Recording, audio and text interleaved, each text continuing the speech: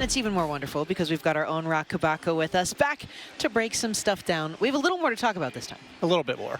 We've got some roster moves that are on the horizon here for the Orioles. It seems like half of them right now are in AAA Norfolk, or they're in Nashville. But it sounds like Tyler O'Neill, Zach Efflin certainly getting ready to be reactivated. So that crystal ball, and I know you don't like being Mike Elias or Brandon Hyde, but where do you see those moves coming? Yeah, it's a different pay scale. And by the way, it's an interesting strategy. They're now going to start taking guys off the IL instead of putting them on it. It's bold, but you got to try something different here. Yeah, Efflin looks like he's going to start Sunday in Anaheim after Sugano and Morton and Gibson, excuse me. And then, you know, the corresponding move. This is huge, by the way, to get Zach Efflin back. Clearly, your opening day starter, 3 quality starts and 3 outings. He pitched Sunday in Aberdeen. He had a bullpen on Wednesday that went really well here. So you get him back, and the assumption I made the whole time, and I showed up this morning prepared for this, was Matt Bauman. And I thought, okay, well, logically, because he'd been outrighted once, and he came up, and he's filling in, there's nobody else, etc. Well, he got DFA'd this morning.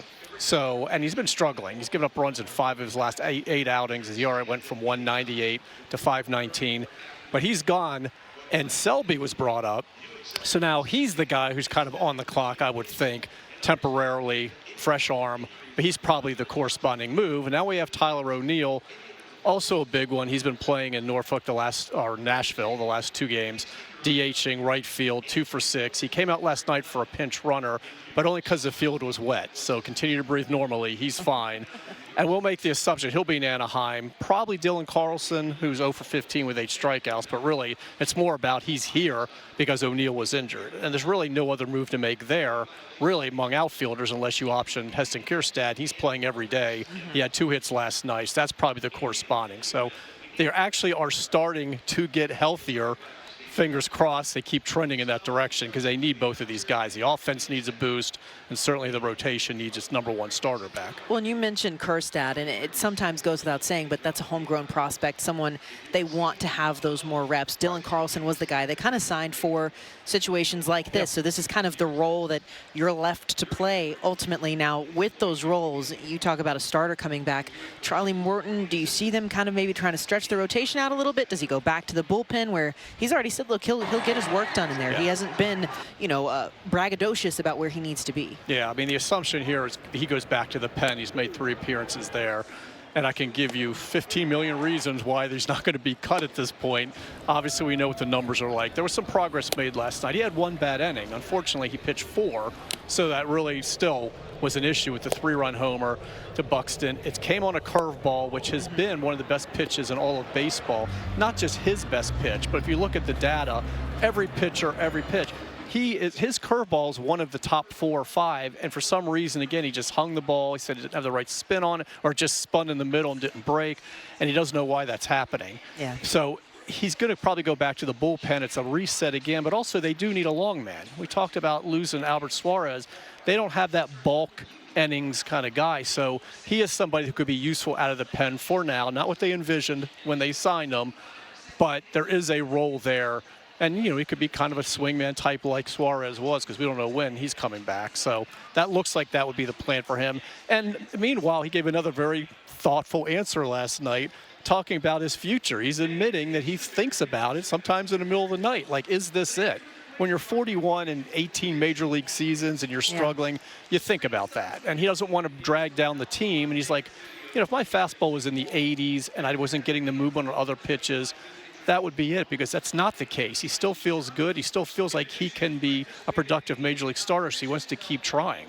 Absolutely, and he's talked about it with us too, very candidly. He thinks about his family and being present for them as well. I mean, Orioles fans, we really cannot push to you enough what a gem it is to have a veteran who is struggling and is this open and layman's terms about what's going on with his arm right now. Now, someone who was 3 when Charlie Morton first made his major league debut, wasn't drafted, made the major league debut. He might have not been born yet at the draft, but Jackson Holliday moves up in the lineup a little bit today. He, ever since, has changed his swing. His dad kind of told him, hey, look, you're flattening out a little bit, bring the bat back up.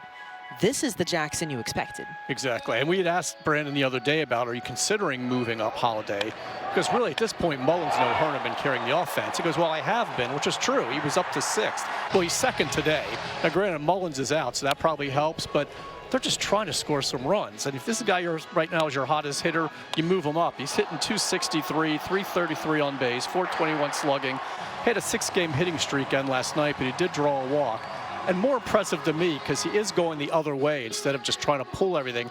He had a foul ball down the left field line. It just sliced foul. He hit it a long way. And even though it was foul, it was such an impressive swing. It was. And you kind of lean forward like, did he just go out? And it would have been with quite a distance. So, you know, and Mullins has won for his last 25. And it's an early game today after a couple of night games. And he had the lower leg injuries last year. So they're trying to keep him healthy. So that's another reason he's out. But also, though, it does give up an opportunity for Jackson to move up. But they need guys to get hot, and at least right now, he's one of those guys. He's 12 for his last 34 in his last 11 games that he's had an at-bat. So get him up there second, maybe bats first sometimes, whatever. When Mullins is back, I assume he'll stay first. But it's good to see him with his approach, line drives in the gaps, not trying to pull everything. And this is the hitter we know that he is. And he's playing a really good second base, too, by the way. We should also point that out. It's been a total revelation. I mean, again, this is what you wanted, but we knew. He's 20. You have all the attention because of who your dad is, and now you get the space to breathe.